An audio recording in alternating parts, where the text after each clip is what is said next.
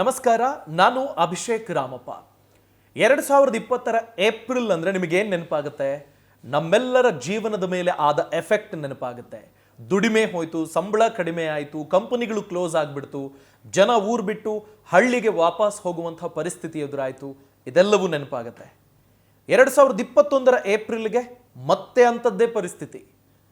ನಿಮಗೆ ಗೊತ್ತಾ, ಹತ್ತತ್ರ 73 ಲಕ್ಷ ಜನ ಕೆಲಸ ಕಳ್ಕೊಂಡಿದ್ದಾರೆ ಬರೀ ಒಂದು ತಿಂಗಳಲ್ಲಿ. 30 ದಿನದಲ್ಲಿ 73 ಲಕ್ಷ ಜನ ಕೆಲಸ ಕಳ್ಕೊಂಡಿದ್ದಾರೆ. ಅಲ್ಲಿಗೆ 73 ಲಕ್ಷ ಕುಟುಂಬಗಳ ಪರಿಸ್ಥಿತಿ ಏನು? ಅವರನ್ನೇ ನಂಬಿಕೊಂಡಿದ್ದ ಊರಲ್ಲಿದ್ದವರ ಕಥೆ ಏನು? ಏಜ್ ಆಗಿರುವಂಥ ಅಪ್ಪ ಅಮ್ಮನ ಆರೋಗ್ಯದ ಪರಿಸ್ಥಿತಿ. ಈಗ ನಮ್ಮ ದೇಶದ ಸಿಚುವೇಶನ್ ನೀವು ನೋಡಿದಾಗ ಪ್ರಿಪೇರ್ಡ್ನೆಸ್ ಅನ್ನೋದು ಎಷ್ಟು ಮುಖ್ಯ ಅನ್ನೋದು ಗೊತ್ತಾಗ್ತಿದೆ.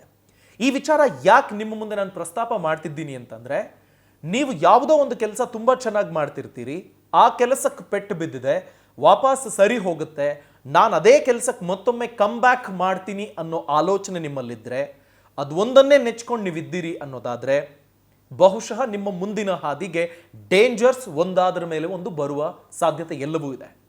ಯಾಕೆ ಗೊತ್ತಾ? ಈ 73 ಲಕ್ಷ ಜನ ಕೆಲಸ ಕಳ್ಕೊಂಡವರಿದ್ದಾರಲ್ಲ, ಇವರೆಲ್ಲ ನಾನ್ ಸ್ಯಾಲರೀಡ್, ಅಂದರೆ ದಿನಗೂಲಿ ಲೆಕ್ಕ. ಈಗ ಯಾವುದೋ ಒಂದು ಕಂಪನಿಗಳಲ್ಲಿ ನಾನು ಇಂಥ ಪೋಸ್ಟಲ್ಲಿ ಇದ್ದೀನಪ್ಪ, ನಂಗೆ ತಿಂಗಳಿಗಿಷ್ಟು ಸಂಬಳ ಅನ್ನೋ ಥರದ್ದಿಲ್ಲ. ದಿನಗೂಲಿ ಕೆಲಸ ಮಾಡಿಕೊಂಡಿದ್ದವರು, ಲೇಬರ್ ಕ್ಲಾಸ್ನವರು ಕೆಲಸ ಕಳ್ಕೊಂಡಿದ್ದಾರೆ. ಜನವರಿಯಲ್ಲಿ ಒಟ್ಟು ಕೆಲಸದಲ್ಲಿ ಇದ್ದಂತಹ ಜನಸಂಖ್ಯೆ ಅಂತ ನಾವು ನೋಡಿದಾಗ 40 ಕೋಟಿ. ಏಪ್ರಿಲ್ನಲ್ಲಿ ಆ ಸಂಖ್ಯೆ 39 ಕೋಟಿಗೆ ಬಂದಿದೆ.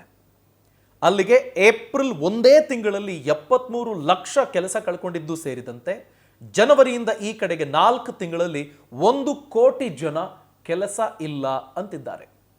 ಸೊ ಅವರ ಲೈಫ್ನಲ್ಲಿ ಕಮ್ ಬ್ಯಾಕ್ ಮಾಡುವಂಥ ಸಾಧ್ಯತೆಗಳು ಕಡಿಮೆ. ಇನ್ನು ನಾವು ಸ್ಟೂಡೆಂಟ್ ಕ್ಲಾಸ್ಗಳನ್ನು ಯೋಚನೆ ಮಾಡುವಾಗ ಕೆಲವೊಬ್ಬರು ಈ ಸರ್ವಿಸ್ ಎಕ್ಸಾಮ್ಸ್ಗಳಿಗೆ ಅಪ್ಲೈ ಮಾಡಿರೋದು, ಬೇರೆ ಬೇರೆ ಥರದ ಗವರ್ಮೆಂಟ್ ಎಕ್ಸಾಮ್ಸ್ಗಳಿಗೆ ಪ್ರಿಪೇರ್ ಆಗ್ತಿರುವಂಥವರು, ಅವರಲ್ಲೂ ಆತಂಕ ಇರುತ್ತೆ. ಯಾಕೆ ಹೇಳಿ?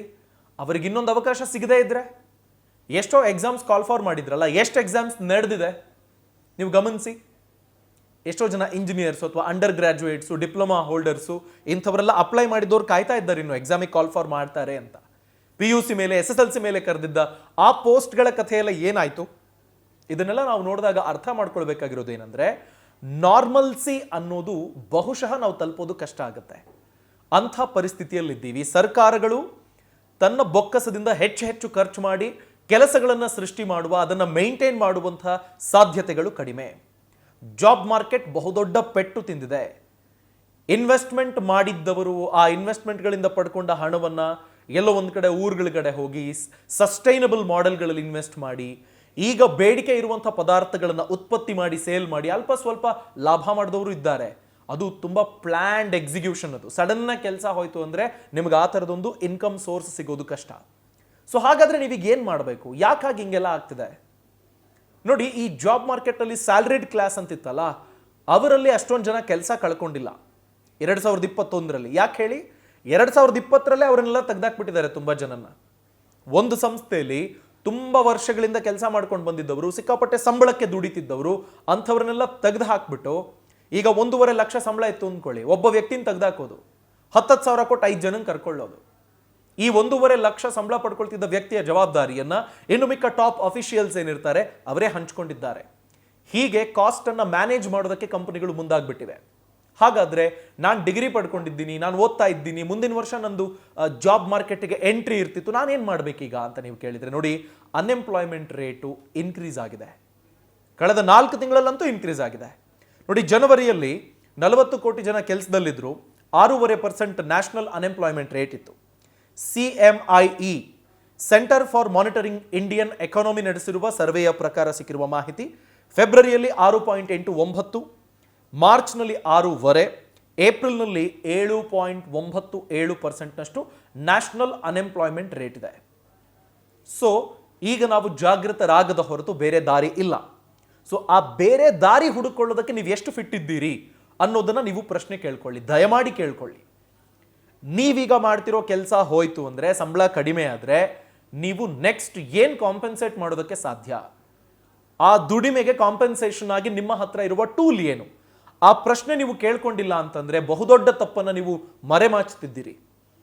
ಆ ತಪ್ಪನ್ನು ನೀವು ಮರೆಮಾಚಿದ ತಕ್ಷಣಕ್ಕೆ ಅದು ನಿಮಗೆ ಸಮಸ್ಯೆ ಮಾಡೋದಿಲ್ಲ ಅಂತಲ್ಲ. ಇವತ್ತಲ್ಲ ನಾಳೆ ನಿಮಗದು ಸಮಸ್ಯೆ ಆಗೇ ಆಗುತ್ತೆ. ಆ ಕಾರಣಕ್ಕಾಗಿ ಆ ಪ್ರಶ್ನೆ ಈಗಲೇ ಕೇಳ್ಕೊಳ್ಳಿ. ನಿಮ್ಮ ಸ್ಕಿಲ್ಸನ್ನು ಬ್ರಷ್ ಅಪ್ ಮಾಡ್ಕೊಳ್ಳೋದಕ್ಕೆ ಟ್ರೈ ಮಾಡಿ. ಇಲ್ಲದೇ ಹೋದರೆ ನಿಮ್ಮ ಯಾವುದಾದ್ರೂ ಹಳೆಯ ಬಿಸ್ನೆಸ್ ಅಲ್ಪ ಸ್ವಲ್ಪ ಹಳ್ಳ ಹಿಡಿತಿದೆ ಅನ್ನೋದು ಗೊತ್ತಾಗಿದ್ರೆ ನೀವು ಹೊಸ ಬಿಸ್ನೆಸ್ ಅನ್ನು ಸ್ಟಾರ್ಟ್ ಮಾಡಿ ಏನೋ ಮಾಡಿಬಿಡ್ತೀನಿ ಅನ್ನೋದ್ರ ಬದಲು ಅದರಲ್ಲಿ ಆನ್ ಅನ್ ಎಕ್ಸ್ಪೆರಿಮೆಂಟಲ್ ಬೇಸಿಸ್ ನೀವು ಇನ್ವೆಸ್ಟ್ ಮಾಡಬೇಕು ಅಂದ್ಕೊಂಡಿರೋ ಒಂದು 10% ಹಣ ಹಾಕಿ ಏನಾದರೂ ಮಾಡಬಹುದಾ ಯೋಚನೆ ಮಾಡಿ. ಗಾಣದ ಎಣ್ಣೆಗೆ ಬಹುದೊಡ್ಡ ಡಿಮಾಂಡ್ ಇದೆ, ಸಮಗ್ರ ಕೃಷಿಗೆ ಬಹುದೊಡ್ಡ ಡಿಮಾಂಡ್ ಇದೆ, ಹೈನುಗಾರಿಕೆ, ಕುರಿ ಸಾಕಣೆ, ಕೋಳಿ ಸಾಕಣೆ ಇಂಥದ್ದವನ್ನೆಲ್ಲ ಸೆಲೆಬ್ರಿಟಿಗಳು ಮಾಡ್ತಿದ್ದಾರೆ. ನಾವು ಬಿಡಿ, ಟ್ವಿಂಕಲ್ ಖನ್ನಾ, ಗೌರಿ ಖಾನ್ ಇವರಿಗೆಲ್ಲ ಏನು ಕಡಿಮೆ? ಅವರು ಕ್ಯಾಂಡಲ್ ಮೇಕಿಂಗ್ ಬಿಸ್ನೆಸ್ ಮಾಡ್ತಿದ್ದಾರೆ, ತಿಂಗಳಿಗೆ ಇಂತಿಷ್ಟು ಕೋಟಿ ಅಂತ ದುಡ್ಡು ಮಾಡ್ತಿದ್ದಾರೆ. ಕೋಟಿ ಇನ್ ದ ಸೆನ್ಸ್ ಅವ್ರು ಯಾವ ಸ್ಕೇಲಲ್ಲಿ ಮಾಡ್ತಾರೆ ಅನ್ನೋದು ಇಂಪಾರ್ಟೆಂಟ್ ಆಗುತ್ತೆ. ಅಟ್ಲೀಸ್ಟ್ ಲಕ್ಷಗಳವರೆಗೆ ಅಂತೂ ದುಡ್ಡು ಮಾಡ್ತಿರುವಂಥವ್ರು ನಮ್ಮ ಕರ್ನಾಟಕದಲ್ಲೇ ಇದ್ದಾರೆ. ಸೊ ಯೋಚನೆ ಮಾಡಿ, ಮನೇಲಿ ಕೂತ್ಕೊಂಡು ಮಾಡಿರುವಂಥ ಬಿಸ್ನೆಸ್ ಅದು. ಬೇರಿನ್ನೇನೋ ಅವರು ಟ್ರೈನಿಂಗ್ ತಗೊಂಡು ಸಿಕ್ಕಾಪಟ್ಟೆ ಕೋಟಿಗಟ್ಟಲೆ ಇನ್ವೆಸ್ಟ್ ಮಾಡಿ ಏನಿಲ್ಲ. ಮನೇಲಿ ಕೂತ್ಕೊಂಡು 15-20 ಸಾವಿರ ಇನ್ವೆಸ್ಟ್ ಮಾಡಿ ಸ್ಟಾರ್ಟ್ ಮಾಡಿದ್ದು ಈಗ ಚೆನ್ನಾಗಿ ದುಡಿತಿದ್ದಾರೆ. ಇಲ್ಲಿ ನಾವು ಗಮನಿಸಬೇಕಾಗಿರೋದೇನಂತಾರೆ, ರೂರಲ್ ಇಂಡಿಯಾಗೂ ಕೋವಿಡ್ ವ್ಯಾಪಿಸಿದೆ ಅನ್ನೋ ಕಾರಣಕ್ಕಾಗಿ ಜಾಬ್ ಮಾರ್ಕೆಟ್ ಬಹುದೊಡ್ಡ ಪೆಟ್ಟು ತಿಂದಿದೆ.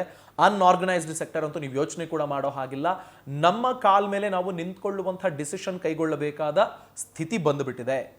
ನೀವೀಗ 4ನೇ ಫ್ಲೋರಲ್ಲೋ 5ನೇ ಫ್ಲೋರಲ್ಲೋ ಇದ್ದರೆ ನೀವು ಒಂದು ವೇಳೆ ಜಾರಿ ಬಿದ್ದರೆ ನಿಮಗೆ ಕುಷನ್ ಏನು ಅನ್ನೋದ್ರ ಬಗ್ಗೆ ನೀವು ಈಗಲಾದರೂ ಡಿಸಿಷನ್ ಕೈಗೊಳ್ಳಲೇಬೇಕು. ನೀವು ವಿದ್ಯಾರ್ಥಿ ಆಗಿದ್ದರೆ ಆ ಸ್ಟ್ರೀಮನ್ನು ಹೊರತುಪಡಿಸಿ ನೀವು ಇನ್ನೇನು ಮಾಡೋದಕ್ಕೆ ಸಾಧ್ಯ?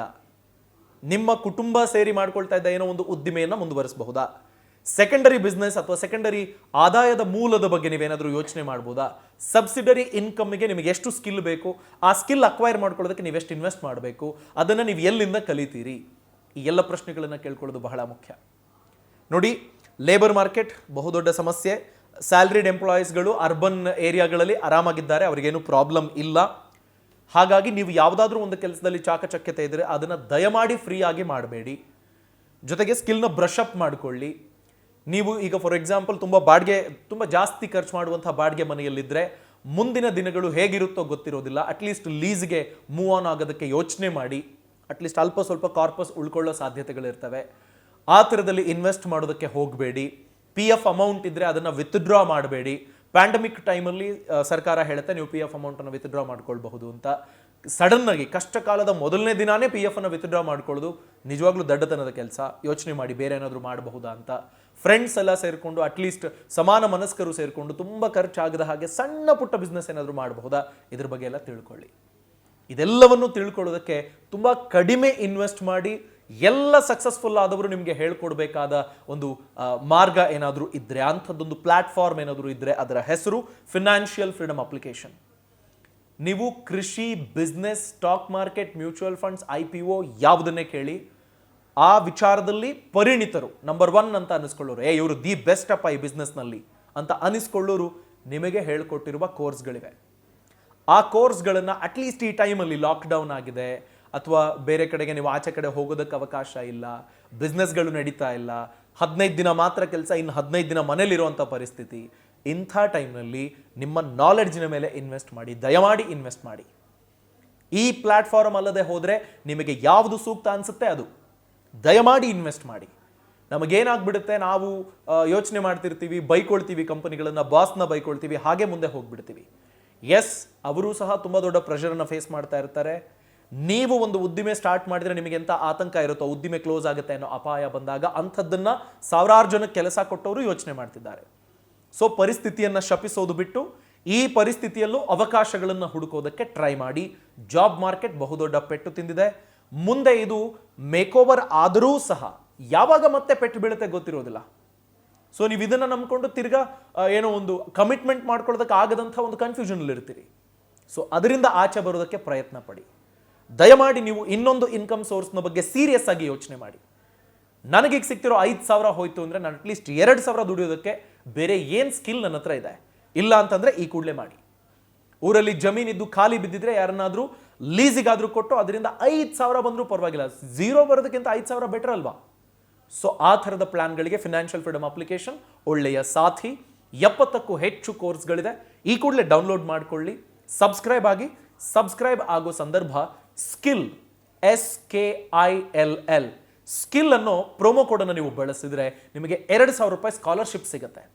ಅದನ್ನು ಬಳಸ್ಕೊಂಡು ನಿಮ್ಮ ಹಾದಿಯನ್ನ ನೀವು ಹುಡುಕೊಳ್ಳೋ ತಾಕತ್ತನ್ನು ಪಡ್ಕೊಳ್ಳಿ. ಯಾರು ಗೆದ್ದವರಿದ್ದಾರೆ, ಎಡವಿದ್ದಾರೆ, ತುಂಬ ಸತಿ ತಪ್ಪು ಹೆಜ್ಜೆಗಳನ್ನು ಇಟ್ಟಿದ್ದಾರೆ, ಆ ತಪ್ಪುಗಳಿಂದ ನೀವು ಕಲೀರಿ. ಅವರ ಸ್ಟ್ರಾಟಜಿಗಳಿಂದ ನೀವು ಕಲೀರಿ. ಅವ್ರು ಹೇಗೆ ಬಿಸ್ನೆಸ್ನಲ್ಲಿ ಲಾಭ ಮಾಡ್ಕೊಳ್ಳೋ ಹಾದಿ ಹಿಡ್ಕೊಂಡ್ರು ಅದನ್ನು ತಿಳ್ಕೊಳ್ಳಿ, ಅದರಿಂದ ಕಲೀರಿ. ಕಲಿಯೋದಕ್ಕೆ ಬಹುದೊಡ್ಡ ಅವಕಾಶ ಇದೆ. ಯಾರು ಪದೇ ಪದೇ ಕಲಿತಾ ಇರ್ತಾರೋ, ಬ್ರಷಪ್ ಮಾಡ್ಕೊಳ್ತಾ ಇರ್ತಾರೋ ಅಂಥವರು ಯಾವಾಗಲೂ ಸಲ್ಲುತ್ತಾರೆ. ಇಲ್ಲ ಅಂತಂದ್ರೆ ನಿಮ್ಮ ಕಂಪನಿನೇ ನಿಮ್ಮನ್ನ ಹೊರೆಯಾಗಿ ನೋಡುತ್ತೆ. 5 ವರ್ಷ ಆಯಿತು, ಇವನೇನು ಎಕ್ಸ್ಟ್ರಾ ಕಲ್ತಿಲ್ಲ, ಯಾಕೆ ಇಷ್ಟೊಂದು ಸಂಬಳ ಕೊಡಬೇಕು, ನೀವು ಬರ್ಡನ್ ಆಗಿಬಿಡ್ತೀರಿ. ಸೊ ನಿಮ್ಮ ಲೈಫಿಗೆ ನಿಮ್ಮ ಆ ಲೇಸಿನೆಸ್ಸೇ ಬರ್ಡನ್ ಆಗೋದು ಬೇಡ ಅನ್ನೋದು ನನ್ನ ಆಲೋಚನೆ.